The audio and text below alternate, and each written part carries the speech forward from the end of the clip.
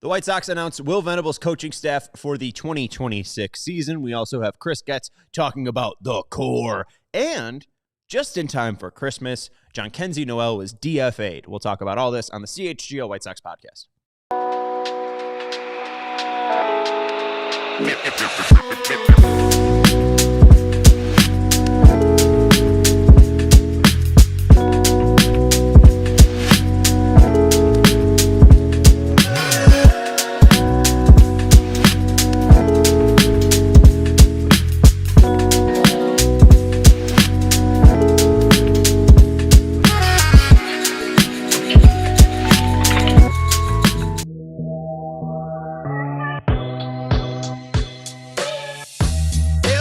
CHGO White Sox podcast coming to you live from Studio West in the West Loop of Chicago in the CHGO studios. I'm your host, Sean Anderson. Alongside me, my producer, Sarah. Hi. Hello. On today's show, we'll be talking about Will Venable's full coaching staff for the 2026 season. We'll be talking about Chris Getz comment on the core, not Chris Gore. I think that's Frank Gore's kid. Then we will talk about Jhonkensy Noel being DFA'd, and then some Munetaka Murakami chat, because the White Sox were thrown out there in a chattering by Jim Duquette on MLB Sirius Radio, and then they clipped it, even though like a minute of it wasn't about the White Sox. They made it about the White Sox. I don't think he's going to be a White Sox, but we'll talk about it. If you haven't, hit that thumbs up button. Make sure you're subscribing to the CHGO Sports YouTube channel. We appreciate seeing our regular Ryan here. He's saying hello to me and Sarah. So hello, Ryan. If you do have any thoughts, let us know in the chat, and make sure you're hitting that thumbs up button and subscribing to the CHGO Sports YouTube channel. As you can see, I'm donned in my Bears regalia as it is Bears week. Bears-Packers seems like the biggest Bears game in a very, very long time.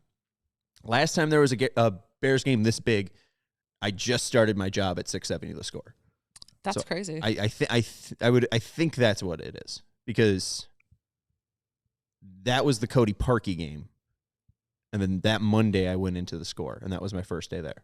Wow. So it's a big day. But I think that's when was the last big game for the Bears? God, in my lifetime, I mean, it goes down to when like Julius Peppers was on the team and they were trying to get into the playoffs. I mean, that was the last big game. But if we're going to talk about like meaningful big games, I haven't felt one in a long time that feels like this. We need one. And they need to beat the Packers, you know? Quick reminder where I will be on Saturday at our CHGO Bears tailgate that you can go on our website. I'll put it in the comment section. Can we even fit any more people in the square footage? Oh, the limit does not exist. Oh, okay. Yeah, we are expecting a little over 200 people just for our CHGO tailgate, but in that lot specifically, there is multiple tailgates going on, and I expect those all to also be full. Yeah, so absolutely. Do not worry, though. There will be plenty of all you can eat, all you can drink. Very big game. Ryan asking, is there a way both teams can lose? Tie?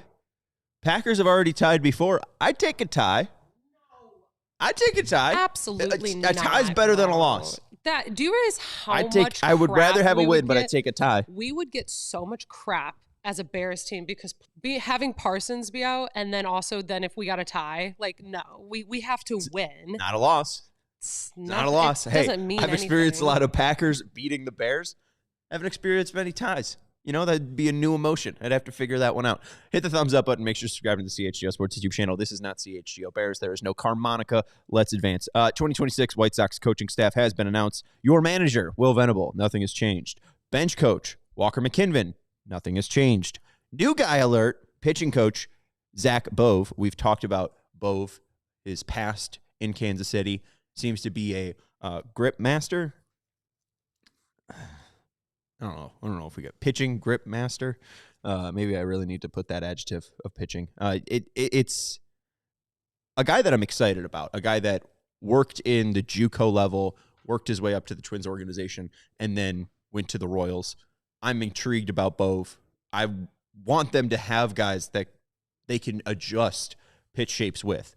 And that's been the one thing that I have been frustrated with Bannister's term, is we haven't really seen many success stories of pitch grip changes outside of the Davis Martin and Shane Smith kick change additions. That's really it. So I am excited about Bove's knowledge of pitch grips, and hopefully we can see him implement that into the White Sox organization. Assistant pitching coach, another new guy alert, Bobby Hearn. Bobby has worked with the Twins for the past 2 years in the FCL, so the Florida Complex League, like a step below A-ball, a little bit above the Dominican Summer League. Pretty much where guys like come back to work out at. I think Arizona Rookie League would be the comparison to the FCL. No, that's not an official title, and I'm going to try not to say that again. But Bobby Hearn, former pitcher who from 2016 to 2020 was a Wake Forest pitcher, was the team captain in his last 2 years, which makes him a former teammate of Shane Smith. So Bobby Hearn played with Shane Smith at Wake Forest. After his Wake Forest career, he ended up, I think, working with Wake Forest as a coach-ish, and then his first big-ish job was pitching coach with Davidson College, and then he got picked up by the Twins. I don't know much about him, his background, what he's necessarily going to bring, but a young, you'd assume, determined kid. Excited to have Bobby on the squad. Matt Wise, bullpen coach. He's been here. I don't know exactly what bullpen coaches do. It's just mostly, I'm assuming, getting guys warmed up, making sure that you're able to communicate guys' game plans. But Matt Wise apparently does that well. Derek Shoman, new guy alert. He's a hitting coach, formerly of the Schaumburg Boomers, and then he's worked his way into Major League Baseball. He was last with the Miami Marlins as assisting hitting coach. I'm excited for Shoman. He seems to be a very loud personality, a guy that is just very excited to be having that opportunity. So if it is a 100-loss season, which we're not immune to, if it is a 90-loss season, I still think Shoman's going to bring everything that he has to the dugout and to the game every single day. So excited for Shoman's addition. Assisting hitting coach, Joel McKeithen, a regular around the White Sox. He's been on a staff before, and I think before being promoted, when Venable got hired, I believe he was either interim on Griffol's staff or was in AAA. So he's been a lifer-ish with the White Sox. New coach, new guy alert, Jose Laguerre, first base outfield coach. I don't know much about Laguerre outside of the past coaching stops, specifically what he's going to bring to the outfield. I don't necessarily know. We'll have to learn more. I will have to learn more specifically about Laguerre. Third base coach, infield coach, Justin Jerschley, former manager of the Charlotte Knights. Last year was the third base coach. He continues that position. I don't have many thoughts. I've never gotten the knowledge of like what Jerschley does. Not trying to hate, but it's just like, Justin Jerschley seems to be a family name of the White Sox, like the Jerschleys, and I question a lot of those people that do have ties to Jerry Reinsdorf. Not saying Justin himself hasn't earned it, but at least to his credit, he does have infield coach title, and the infield did play better defense this year. So maybe that's just part of talent getting better, but maybe Jerschley has some to contribute to that. I'm going to skip over the Major League field coordinator because I have more to say about him. Bullpen catcher, Bennett Markinson. Bullpen catcher, Luis Sierra. And then Major League assistant, Tony Medina. Tony Medina, local guy, just worked for the Schaumburg Boomers, now getting his first shot with the White Sox, a Major League organization. Very excited for Tony Medina, a guy that follows me, and I loved his thoughts on baseball, and it's just very surreal to see somebody that you saw a tweet now get like a real job. And not saying that the Schaumburg Boomers weren't a real job, but like, you're in the major leagues. Like, that's what everyone, especially if you're Tony working in baseball, is trying to work up to. So I'm very excited for Tony and his opportunity. Now, Major League field coordinator. This is going to cause a huge stir. Sarah, I'm surprised we didn't have an emergency podcast for this. Chris DeNorfia. Pew, pew, pew, pew. Pew, pew, pew. Former Padre legend, former 2015 Chicago Cub, but most importantly, former Will Venable teammate. In 2012 specifically, they were the right field platoon for the San Diego Padres, and their relationship was illuminated in a piece from James Fegan in November of 2024, not necessarily about, who are possible candidates that could join Will Venable's staff, but he was just trying to get background on Will Venable, the journey that he's been through to get to this point. And he spoke to Chris DeNorfia, who at the time was in the Colorado Rockies organization, I believe, doing outfield coordinating, a similar job.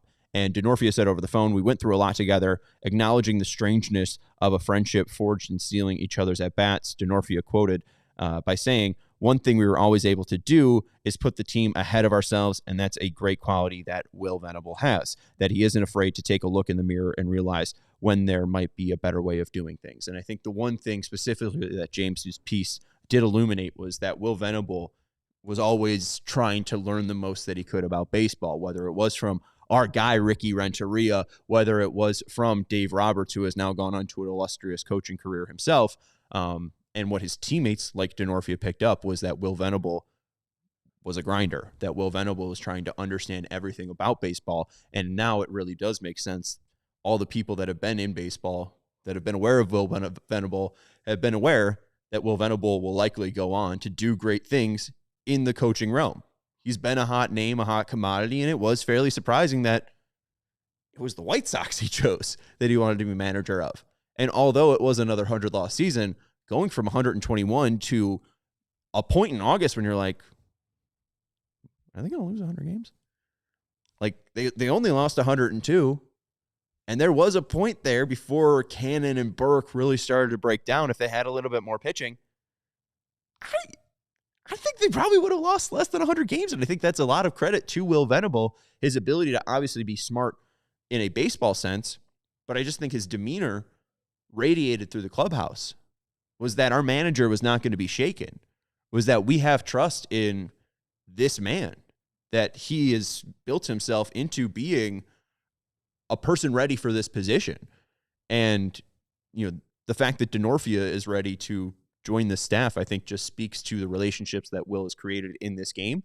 And I think it speaks to, again, the person that Will has shown himself to be, which is a very well-adjusted, well-tempered, like prototypical baseball manager. I think the prototypical baseball manager is Dave Roberts, and I think you see a lot of Dave Roberts' influence in Will Venable. And I think, you know, obviously after the success that the White Sox had from 2024 to 2025 in Will Venable's first year, it had to kind of go that way because that team was historically bad.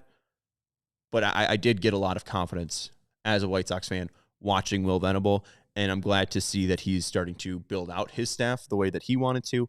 I don't know if Chris Getz doesn't have say, or Bannister doesn't have say, or Fuller doesn't have say, but I think that's the one thing that we should be proud about with White Sox, or as White Sox fans, is we just escaped a very egotistical or very egocentric front office in Rick Hahn and Ken Williams. And I think that was very demonstrated by the Jake Burger trade, where Ken Williams trades Jake Burger to Miami over the general manager. Although Kenny does have the higher title, you know, that should have been Rick's call. Even at the end of the day, we were still seeing an ego battle between the two. It does seem like, although I don't know if Chris Getz would have been the guy I would have hired, Jerry Reinsdorf made the right choice, ousting Hahn and Williams, going with Getz, and Getz has seemingly so far been able to build a somewhat ego-proof organization. I think it speaks volumes that Josh Barfield wanted to be, or was interviewed, or some of the like was Baltimore's interested in Barfield for their GM position, and Barfield did not take that job. I don't even think he interviewed. I think it speaks volumes to Getz and the fact that the people inside that building, like Gene Watson, who we've talked about and talked to recently, I think they think they're really building something. And I sort of believe. We'll talk about something that Getz said recently that I did sour on a little, and it's still, I think, the trauma of being a past White Sox fan that is kicking up. But I do want to let you know your thoughts. We have 14 likes, I think over 20 people watching or something like that. So if you haven't hit the thumbs up button, make sure you hit the thumbs up button. Subscribe to the CHGO Sports YouTube channel. And if you have any thoughts, let us know in the comments. We're going to take a break here on the CHGO White Sox podcast.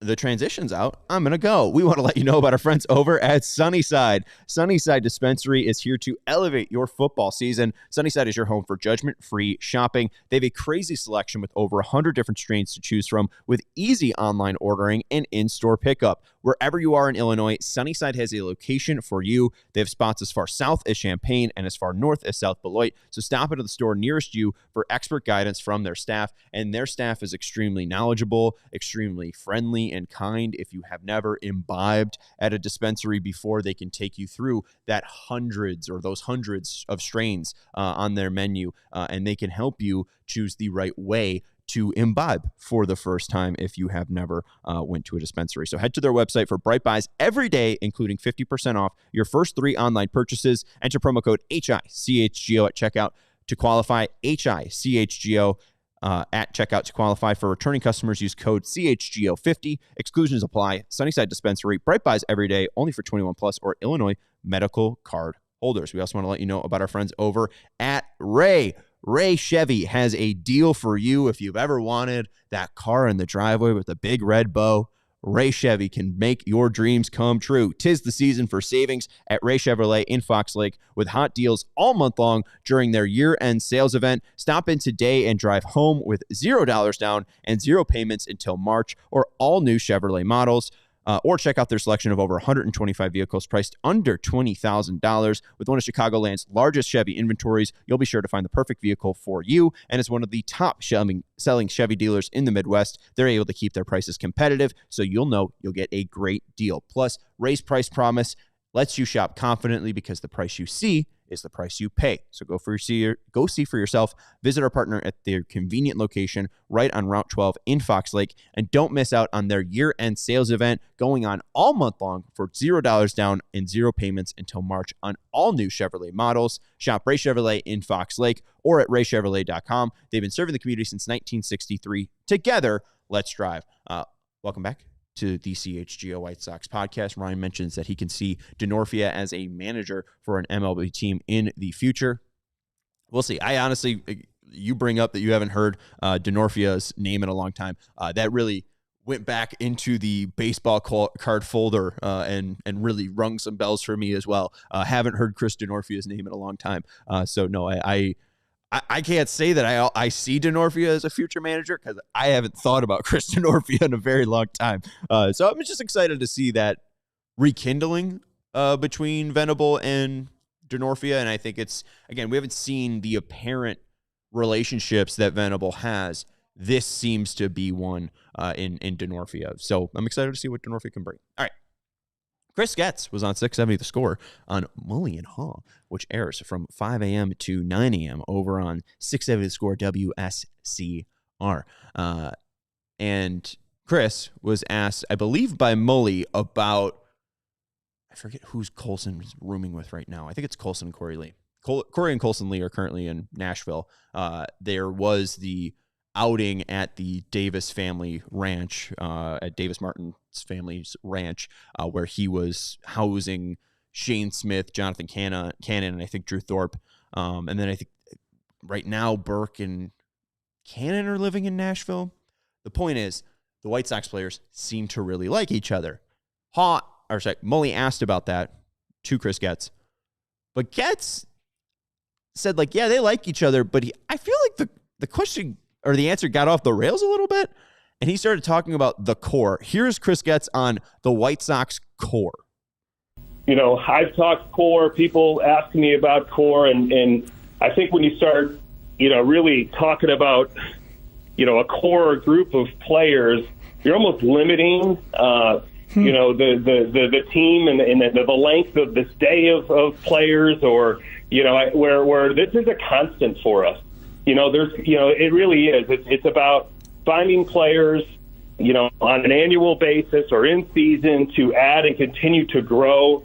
And, you know, it's not about one guy. It's about this pursuit for winning a championship. Obviously, championships don't just come because of, you know, this move or that move. It's really about, you know, just going about it the right way in all areas of the organization and continuing to find ways to just get better. And that might mean, you know, a certain player has, you know, it could be a trade. It could be a player that a free agency comes available and you add them. So I don't get caught up in core. I think it's just this pursuit for excellence and a winning culture.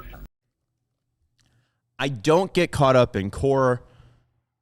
And the other thing as well, and just kind of reiterating, he wants to find players on an annual basis. It's not about one guy. It's about the pursuit of a championship, a certain player or a trade or a free agency, and you add them. It's not necessarily about a core. It's about the pursuit of excellence. This quote has me a little scared because obviously Jerry Reinsdorf is the owner, a fact we all have to deal with. Part of having a superstar maybe emerge is having to deal with the fact that a superstar may not stay. If Colson Montgomery does continue this wreckage and proves himself, obviously I know I'm talking like hyperbolically right now, but if he turns into the guy over my shoulder and Ernie Banks, or, you know, my favorite player growing up, Alex Rodriguez, a shortstop that can hit 40 homers, we saw what Rodriguez did on the open market. I don't know if necessarily, especially because Colson will be a little bit older than I think when A-Rod hit the open market, Colson can make himself a lot of money. Will the White Sox be in a situation with their owner to give a player a lot of money? You live, you learn. I've learned that typically those players aren't real, or those players aren't really White Sox for a long time. Frank Thomas was a White Sox, but baseball's really changed since Frank Thomas was a superstar. The White Sox have never signed a player to a $100 million deal. Them and the Oakland A's are the only teams to never do that. I have a true concern that while Getz and what he says isn't necessarily a bad thing, right? Like, you do want to pursue excellence, and the Dodgers specifically, like, they have a core right now of Shohei Ohtani, but they've been making the playoffs for 15 years. Clayton Kershaw was a constant on that team, but I don't know necessarily what core players you would say. Like, Chris Taylor and Kike Hernandez were core players, but, like, you know, they were more bench roles.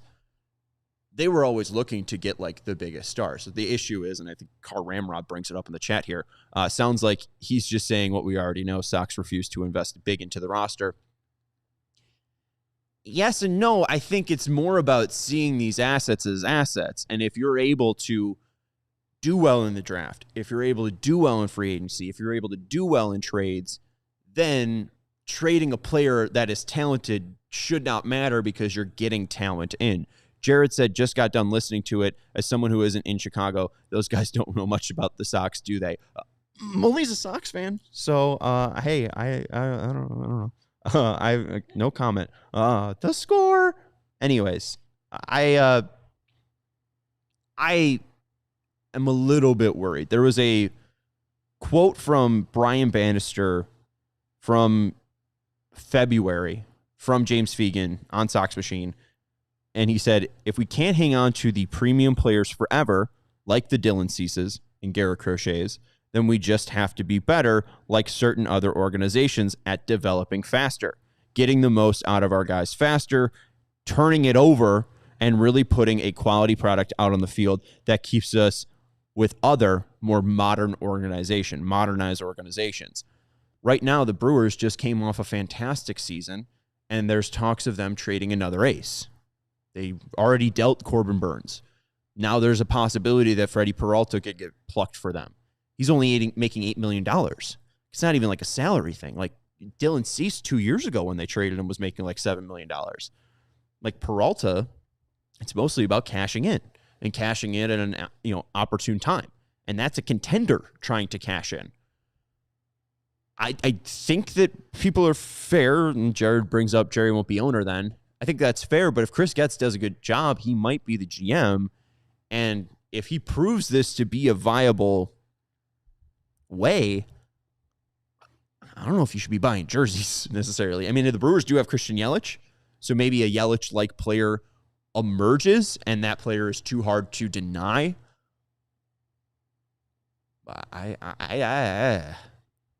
The quote there about the core, the quote there about it not being about one player makes me concerned. Because if Noah Schultz becomes what we think Noah Schultz's top end could be, Jerry Reinsdorf said, we're never giving a 10-year contract to a pitcher. We're never giving them $300 million. Well, Noah Schultz, if he hits his top end, is a $300 million player. Are we going to be facing what the Detroit Tigers are facing right now and having to trade away your ace before you even get to free agency so you don't lose him for nothing? Like, that's just the largest concern. Hopefully, the big fat wallet of Justin Ishbia can cool my concerns, but he's currently not the owner. He still has to wait. New Year's about to start, 3 years until he can actually advance as the owner, I just hope for the best, and I just have some concern or some anxiety when I hear Chris Getz say, I don't want a core. I understand it, because also there might be some difficult decisions where you draft a Cholowski 1-1 and Carlson advances in his development, Bonnemer advances in his development, and there's really just no place to play Colson, and Colson makes himself a viable asset. You have 3 young, controllable kids and a kid that's ending out of control but could bring you back assets. Like, I don't know if that's necessarily a bad thing, but also who are you going to get to attached to as a fan? Like, you're really at that point rooting for laundry. At some point, you want to build a Frank Thomas. You want to build a Paul Konerko. The issue is, maybe Paul Konerko is a bad example, but Frank Thomas's cost money. Jared in the chat saying there's no scenario where Getz chooses to pursue this form of team building over a combination of this and paying for players if he has the option. If is the big thing, and I agree. I mean, hey, he's not going to say no to a $100 million player. I think Chris Getz isn't stupid. And then, I'm not saying that my bad on the tone there. Fat Hipster saying, AJ said it best to our Chuck recently where, you do have to go get a star. I don't know if that needs to be right now, and I think AJ's a little bit too meatball-y. When he was saying that, like, right now the White Sox shouldn't sign Kyle Tucker. Like, I wouldn't hate it. But I don't know if they're in the right spot to where Kyle Tucker immediately makes you a contender. And I think that's more of what AJ was saying. I think that there needs to be something of both, like the combination that Jared's saying. We can't just be doing what we were trying from 2015 to 2021, which is, have all of our prospects come at the same time, and then that's what we'll spend and attack, right? Because you're not building anything. You're building something that will hopefully cash in, and you'll be able to get out. So I don't know. I don't know how to read this player's. Yeah, how would you say this person's? Why did they get rid of like screen names? Because I think this person has commented before. Yeah, nod dash HN. H9N. I just say nod. Rolls off the tongue. I think he's saying that he wants a long period of sustained excellence like the Dodgers/Yankees, not just a limited time with a core like when the last time there was a core and it didn't work out, which I hear you. But the thing about the Yankees and the Dodgers is their unlimited amount of money, is that if they have an Aaron Judge, they can keep an Aaron Judge. If they have a Shohei Ohtani that they want to add to their team, they can add a Shohei Ohtani. I think that they want the long period of sustained excellence, or maybe not excellence, but long period of success treading water like the Brewers and Rays.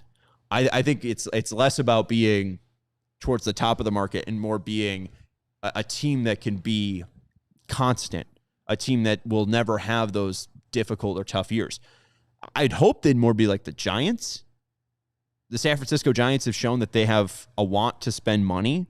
They also showed that they were able to build out their organization smartly. That's where Brian Bannister comes from. They don't win 107 games in 2021 if they don't have the infrastructure that they did. So I just wonder if we're more heading towards Brewers land and Tampa Bay Ray land.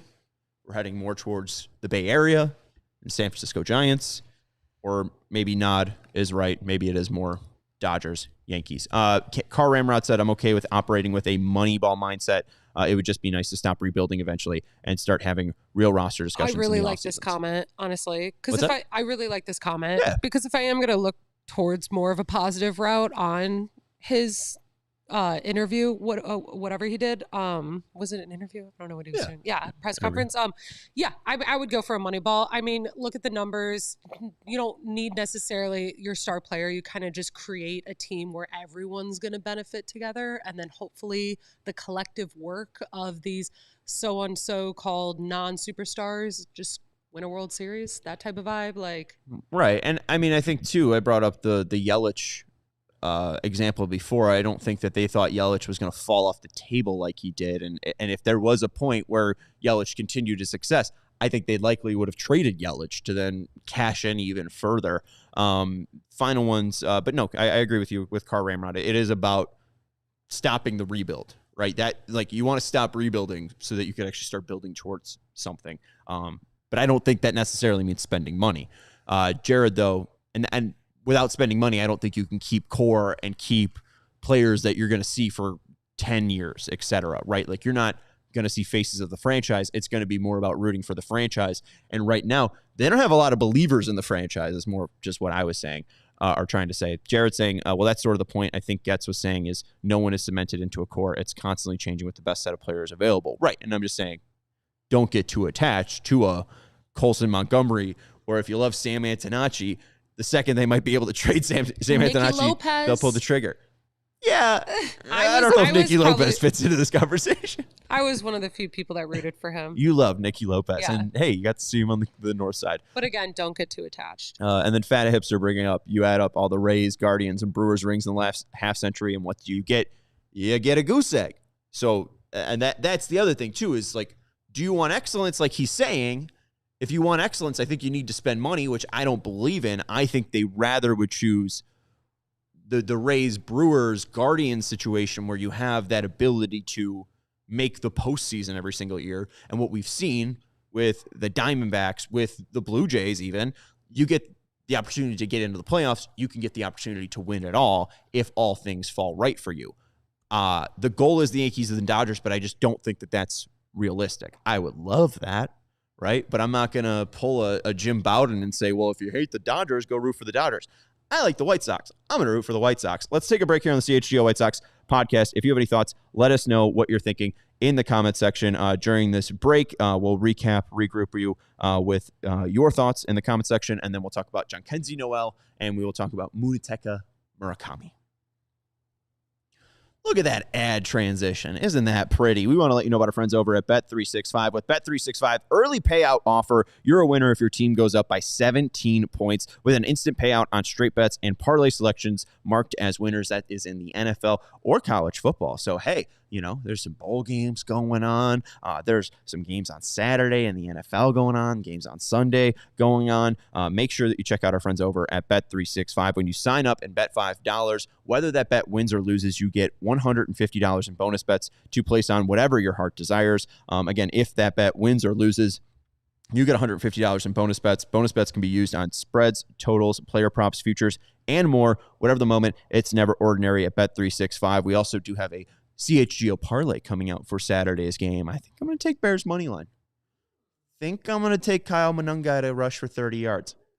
Luther Burden hasn't practiced, but I think Luther Burden's going to play, and I think Luther Burden's going to have 4 catches, but we got to cook something up. Not official just yet, but go over to the Bet Boost section of Bet365, and you can bet on the boosted same game parlay from CHGO over there. Must be 21 plus if you or someone you know has gambling problem. Crisis counseling and referral services can be accessed by calling 1-800-GAMBLER in-app only. We also want to let you know about our friends over at Eye on the Ball. Dave and Chris are CHGO diehards just like yourself, and they started this company with the idea of connecting athletes with coaches. If you are an athlete, here's a question for you. Are you serious about leveling up your game? Do you need a Zach Bove? Do you need a Derek Shoman? Do you need your own Chris DeNorfia? Because the right coach can change everything for you. And now finding one is easy with Eye on the Ball. It doesn't matter if you're just a kid starting out or competing at the top level. You could sign up totally free at eyeontheball.net. Create your profile, search through your coaches in your sport, and connect directly with the one that's right for you. From soccer to swimming, baseball to basketball, you name it, the coaches are there. So what are you waiting for? Your future coach could be one click away. Jump on today at eyeontheball.net. That's eyeontheball.net. Find your coach and take your game to the next level with our friends over at Eye on the Ball. Hit the thumbs up button and make sure you're subscribed to the CHGO Sports YouTube channel. Jared responding in the comments saying, this is why you don't buy a jersey with the name on the back until after their career is over, which is fair. And hey, it also gives you free reign to cut up Chris Sale jerseys in remembrance of his White Sox career. Why buy serious White Sox jerseys when you can buy CHGO merch? Where our shirts will always be relevant. They're just going to start plugging stuff shamelessly now? Yes. I can't find our merch thing. Well, good thing you were plugging it. You can check out store.allcitynetwork.com. There's no sale currently going on, but yeah, you can check out store.allcitynetwork.com. Sarah's wearing your brand new hat. I think we have, there's new hats. You can share the new hat thing. There you go. Sarah's got the new one on the right, the Stag Flak one, the CHGO one. It's a great quality. We paired with our friends over at Branded Bills to make that one. So go check out our hats at store.allcity.com. Way to get the plug in there, Sarah. All right.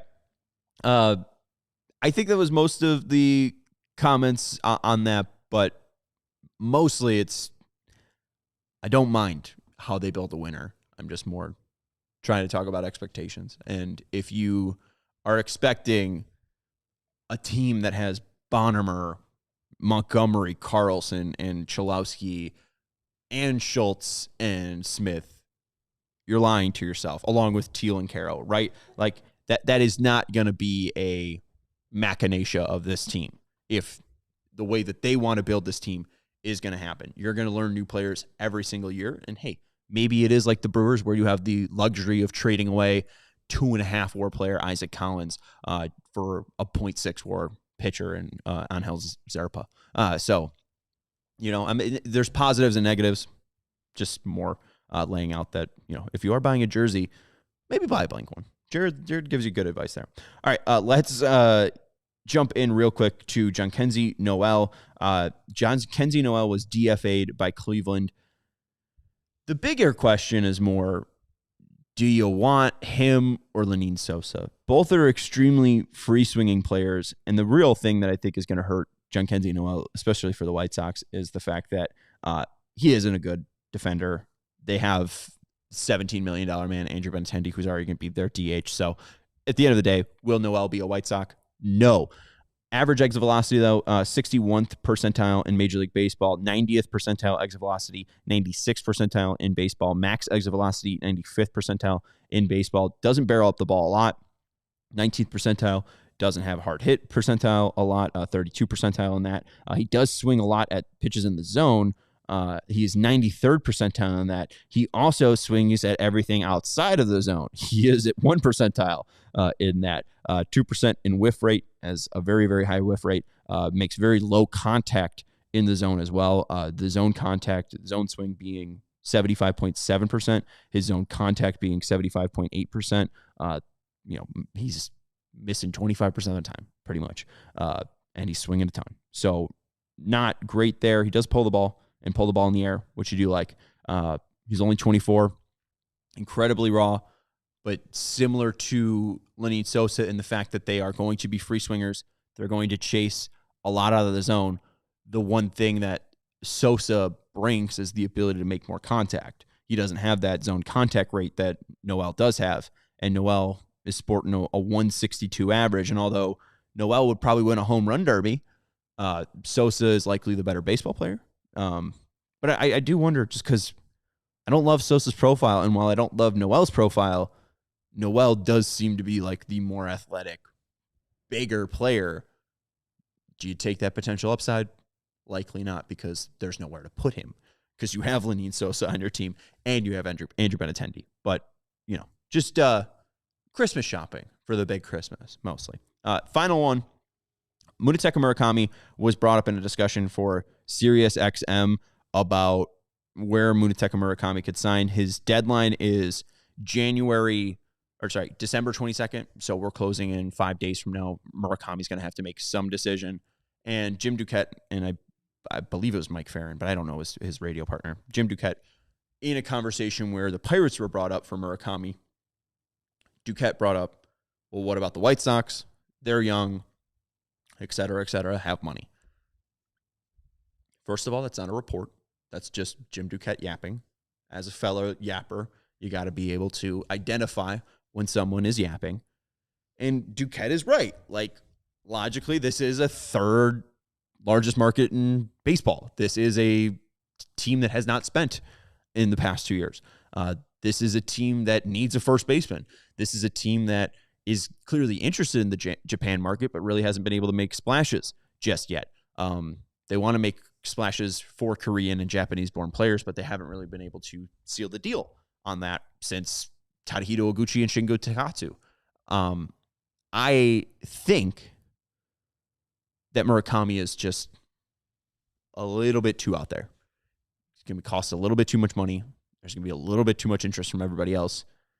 At the end of the day, if there is a 1 and 2 zeros for that contract, I don't think the White Sox are going to be in. And I think it's possible Murakami makes over $100 million.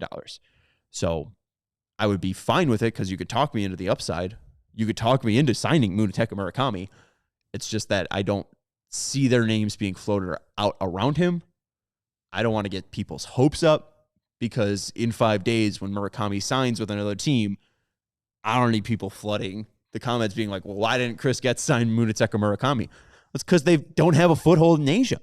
They just started sending scouts out there. And it's good to see that they're scouting Kazuma Okamoto, right? And maybe there's interest in Song. But I don't hear them connected to Munetaka Murakami. We'll have to see how it plays out. If I was a GM in Major League Baseball, the show, I'm signing Murakami. But it's not my money, not my budget. I wish, but it's just not, I think, happening. Ryan saying, as a player, if you had to choose between the Pirates or White Sox, I'd sign with the Sox, higher upside of a team. But I don't think the Pirates are signing Murakami. Like, I think the Pirates are just another team that, like, wants their names out in reports, so it looks like they're doing something. Bob Nutting is not spending. It's, more of the Jerry Reinsdorf stuff. I feel like those are two owners that are cut from the same cloth, from the same era, and I think you're seeing Oakland, Pittsburgh, and a little bit of Chicago face like other pressure from teams on like, hey, why aren't you guys spending? A Major League Baseball team in 2025 should be spending at least $100 million on their team. The White Sox weren't at that level last year. Makes sense because they were rebuilding, but when are you going to add to this team? It doesn't look like it's going to happen. I'll give you the ability to have hope for Ryan O'Hearn because I can at least talk myself into that. But even then, I don't think they're signing O'Hearn. That's just my thoughts. Sarah, we're going to wrap up the show. That's my producer, Sarah. Shout out to everyone hanging out in the chat. Make sure you hit that thumbs up button. Can I say a little breaking news that's non-Sox related, but it is in Bears world since we talked about it earlier? Kevin Warren just put out a piece on Instagram is where I saw it, and they talked about where the new stadium will be because apparently now we can't do it in Arlington Heights. Or no, sorry, not Arlington Heights. Where were they originally? What was the? Yeah. So they were looking at now they are looking at Northwest Indiana because there were some problems going on with the being approved and like blah blah blah with whatever the money stuff is and whatever business conversations were going on. But just so you know, breaking news, new Bears Stadium will be in Northwest Indiana, possibly. So get excited to drive 3 hours, feels like. Well, Northwest Indiana isn't that far. But also it's in Indiana. For me, it feels like it's 3 hours away. Well, it's in Indiana. Anyways, and that kind of doesn't make them the Chicago Bears is if they're in Indiana. Exactly. That kind of makes them more the Indiana Bears. This just came out, and I was like, oh, my God. Anyways. Yuck. Hey, there's a beautiful spot on the lake, and you play there already, you imbeciles. Hit the thumbs up button. Go Bears. Forever and always. And go the Chicago Bears and not the Indiana Bears. Goodbye. We all silly like the mayor.